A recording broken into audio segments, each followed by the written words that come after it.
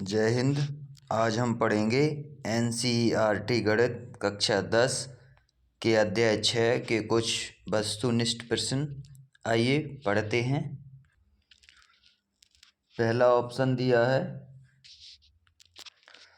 पहला प्रश्न दिया है आपको, दो त्रिभुज समरूप होंगे यदि ऑप्शन ए त्रिभुजों के संगत कोण बराबर हों, ऑप्शन बी त्रिभुजों की संगत भुजाएं अनुपातिक हों, ऑप्शन सी त्रिभुजों के संगत क्षेत्रफल बराबर हों, या ऑप्शन डी त्रिभुजों के संगत कोण बराबर हों तथा संगत भुजाएं अनुपातिक हों।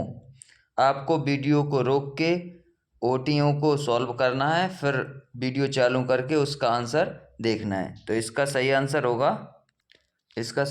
होगा ऑप्शन डी, त्रिभुजों के संगत कोण बराबर हों तथा संगत भुजाएं अनुपातिक हों। अगला प्रश्न है, यदि कोई रेखा किसी त्रिभुज की दो भुजाओं को समान अनुपात में विभाजित करती है तो यह रेखा तीसरी भुजा के समांतर होती है। यह कथन ऑप्शन ए थेल्स प्रमेय का, ऑप्शन बी पाइथागोरस प्रमेय का, ऑप्शन सी थेल्स प्रमेय के विलोम का, या ऑप्शन डी पाइथागोरस प्रमेय के विलोम का। आपको सही उत्तर लगाना है। इसका सही उत्तर होगा ऑप्शन सी थेल्स प्रमेय के विलोम का। अगला प्रश्न देखते हैं। दूसरे प्रश्न का उत्तर हो गया ऑप्शन सी थेल्स प्रमेय के विलोम का। दूसरा प्रश्न देखते हैं। अगला प्रश्न में समरूपता के लिए आवश्यक प्रतिबंध है। ऑप्शन ए कोण कोण कोण समरूप, ऑप्शन बी कोण कोण समरूपता, ऑप्शन सी भुजा कोण भुजा समरूपता, या ए सभी। प्रश्न 3 है, इसमें आपको ऑप्शन लगाना है। ऑप्शन ए है कोण कोण समरूपता, ऑप्शन बी कोण कोण समरूपता, ऑप्शन सी भुजा कोण भुजा समरूपता, या ऑप्शन डी ए सभी। इस प्रश्न का सही उत्तर है ए सभी। इसका उत्तर है ए सभी। आइए अगला प्रश्न देखते हैं। अगला प्रश्न है, एक त्रिभुज ABC की भुजाओं AB और AC पर क्रमशः दो बिंदु D एवं E इस प्रकार हैं कि AD बराबर 2 सेंटीमीटर, BD बराबर 3 सेंटीमीटर, BC बराबर 7.5 सेंटीमीटर एवं DE समांतर BC, तब DE की लंबाई सेंटीमीटर में होगी। आपको इस प्रश्न को सॉल्व करना है। इस प्रश्न का सही उत्तर होगा ऑप्शन बी 3 सेंटीमीटर। अगला प्रश्न देखते हैं। इसका सही उत्तर होगा ऑप्शन बी 3 सेंटीमीटर। अगला प्रश्न देखते हैं। अगला प्रश्न है, यदि त्रिभुज ABC समरूप है, त्रिभुज EDF एवं त्रिभुज ABC एवं त्रिभुज DEF समरूप नहीं है, तब निम्न में से कौन सत्य नहीं है। प्रश्न को एक बार और पढ़िए। यदि त्रिभुज ABC समरूप हैं त्रिभुज EDF, यानी त्रिभुज ABC समरूप है त्रिभुज EDF एवं त्रिभुज ABC एवं त्रिभुज DEF, त्रिभुज DEF समरूप नहीं है, तब निम्न में से कौन सत्य नहीं है। इसका सही उत्तर होगा, सही उत्तर है ऑप्शन सी। ऑप्शन सी सत्य नहीं है। आइए अगला प्रश्न देखते हैं। अगला प्रश्न है, यदि दो त्रिभुज ABC एवं पी क्यू आर में ए बी बटे क्यू आर बराबर बी सी बटे पी आर बराबर सी ए बटे पी क्यू हों, तब आपको इन चार ऑप्शन में से बताना है कि कौन सा सही है। इसका सही उत्तर है ऑप्शन ए। त्रिभुज पी क्यू आर समरूप हैं त्रिभुज सी ए बी।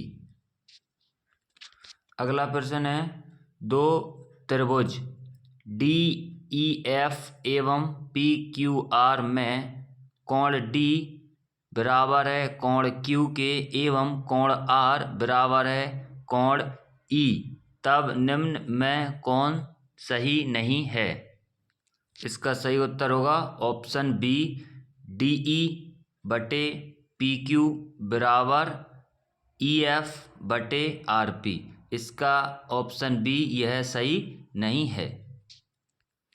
अगला प्रश्न है, त्रिभुज ए बी सी एवं त्रिभुज डी ई एफ में ए बी बटे डी ई बराबर बी सी बटे एफ डी, तब ये दोनों त्रिभुज समरूप होंगे जब। इसका सही उत्तर है ऑप्शन सी, कोण बी बराबर कोण डी। यह दोनों त्रिभुज समरूप होंगे जब कोण बी बराबर कोण डी होगा। इसका सही उत्तर है ऑप्शन सी। अगला प्रश्न है, त्रिभुज ए बी सी में ए बी बराबर 6√3, ए सी बराबर 12 सेंटीमीटर और बी सी बराबर 6 सेंटीमीटर है, तो कोण बी का मान होगा या कोण बी का मान है, आपको बताना है। तो इसका सही उत्तर होगा ऑप्शन सी, कोण बी का मान होगा 90 डिग्री। आइए आगे पढ़ते हैं। आगे प्रश्न दिए हैं आपको, रिक्त स्थानों की पूर्ति कीजिए या रिक्त स्थान की पूर्ति। पहला प्रश्न है, सभी वृत्त खाली स्थान होते हैं, तो सभी वृत्त क्या होते हैं, समरूप। इसका सही उत्तर होगा सभी वृत्त समरूप होते हैं। इसमें आपको सभी वृत्त होंगे जो समान रूप के होंगे, चाहे वृत्त छोटा हो या बड़ा हो, समरूप रूप उनका एक सा होगा। अगला प्रश्न देखते हैं। अगला प्रश्न है, सभी वर्ग खाली स्थान होते हैं, तो इसमें भी भरना है आपको समरूप, सभी वर्ग समरूप होते हैं। अगला प्रश्न है, सभी खाली स्थान त्रिभुज समरूप होते हैं, तो वह कौन से त्रिभुज हैं जो समरूप होते हैं, समबाहु त्रिभुज। समबाहु त्रिभुज किसे कहते हैं, जिसकी सभी भुजाएं समान हो, तो ऑप्शन 3 का सही उत्तर होगा समबाहु।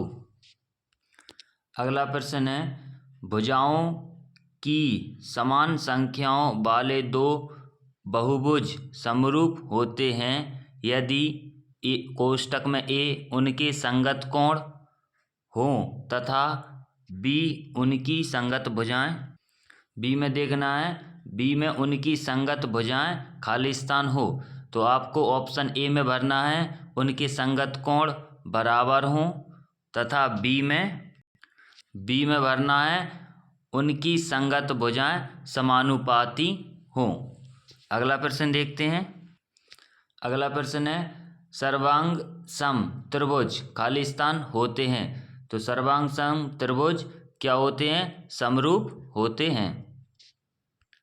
आगे प्रश्न दिए हैं आपको, जोड़ी मिलाइए, तो इसमें दिया है पहला समरूप त्रिभुज, तो समरूप त्रिभुज की सही जोड़ी क्या मिलेगी, समरूप त्रिभुज की सही जोड़ी है ऑप्शन सी, समबाहु त्रिभुज। अगला प्रश्न है, समरूप चतुर्भुज, तो समरूप चतुर्भुज की जोड़ी मिलेगी ऑप्शन ए, वर्ग। अगला प्रश्न है, आधारभूत समानुपातिकता, इसकी सही जोड़ी मिलेगी ऑप्शन बी, थेल्स प्रमेय। अगले प्रश्न है आपको सत्यासत्य बताने हैं। पहला है, समकोण त्रिभुज में कर्ण सबसे बड़ी भुजा होती है, बताना है आपको समकोण त्रिभुज में कर्ण सबसे बड़ी भुजा होती है। तो पहले का उत्तर क्या होगा? सत्य। पहले का उत्तर होगा सत्य। अगला प्रश्न है, दो समरूप त्रिभुजों की संगत भुजाएं समानुपाती होती हैं। इसका उत्तर है सत्य। इसका उत्तर होगा सत्य। अगला प्रश्न देखते हैं, समरूप त्रिभुजों के क्षेत्रफल सदैव बराबर होते हैं। तो तीसरे का उत्तर होगा असत्य। ये क्या है? असत्य। अगला प्रश्न देखते हैं, यदि दो त्रिभुज समकोणिक हों तो त्रिभुज समरूप होंगे। इसका सही उत्तर है सत्य। सत्य।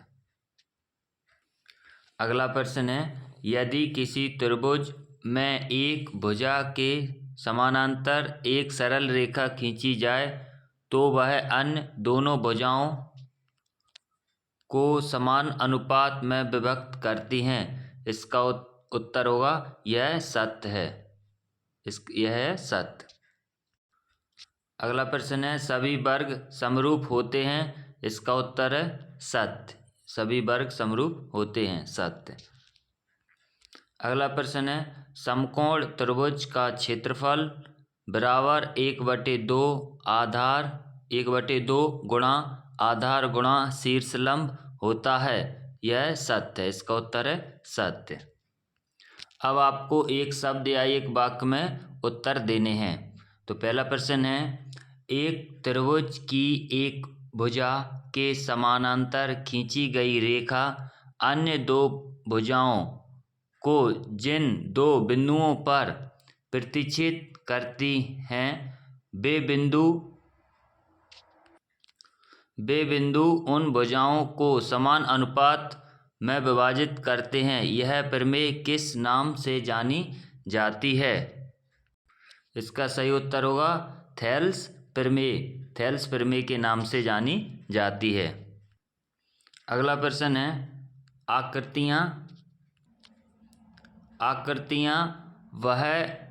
आकृतियों का वह गुण जिसमें उनका आकार समान हो तथा विस्तार भिन्न भिन्न हो क्या कहलाता है?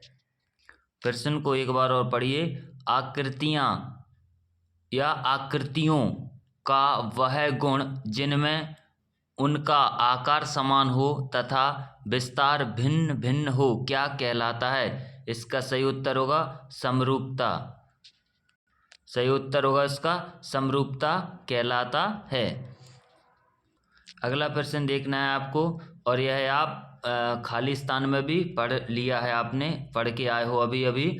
कौन से त्रिभुज सदैव समरूप होते हैं? तो इसका सही उत्तर है समबाहु त्रिभुज समरूप होते हैं। सही उत्तर इसका समबाहु त्रिभुज। आपको वीडियो रोक के क्वेश्चनों को सॉल्व करना है, फिर वीडियो चालू करके आपको अपने आंसर लगाने हैं। जय हिंद।